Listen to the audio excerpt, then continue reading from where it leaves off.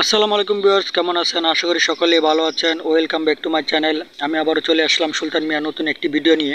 আমি আজকে গাছ কাটা নিয়ে শেয়ার করব। এখানে দেখতে পাচ্ছেন মোটামুটি বড় একটি আম গাছ। আজ এই আম গাছটি কাটার কাজ চলছে। আরও গাছ রেখেছি, আজকে এই গাছটি কাটবো। এই আম গাছটি দেখতে পাচ্ছেন নিচের অংশটি খুবই সুন্দর একটি কাঠ হবে, কাঠ বাহির হবে এই গাছটি থেকে। এই গাছটি আজ কাটা হচ্ছে। গ্রামগঞ্জে এখনও কুড়াল দিয়ে গাছ কাটা হয়। গ্রামগঞ্জে এখনও কুড়াল দিয়ে গাছ কাটার প্রচলন রয়েছে এবং করাত দিয়ে ডালগুলো বা গাছ কাটা হয়। আর এখন অনেক জায়গায় মেশিন দিয়ে কাটা হয়, মেশিন দিয়ে করাত দিয়ে কাটা হয়। আর গ্রামগঞ্জে এখনও কুড়াল দিয়ে বা হাতে টেনে করাত দিয়ে গাছ কাটা হয়।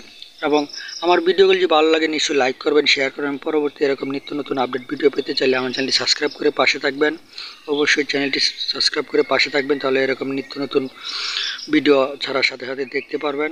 সম্পূর্ণ ভিডিওটি দেখবেন শেষ পর্যন্ত, গাছটি কীভাবে কাটা হচ্ছে এবং কীরকম কাঠ বাহির হবে ইত্যাদি।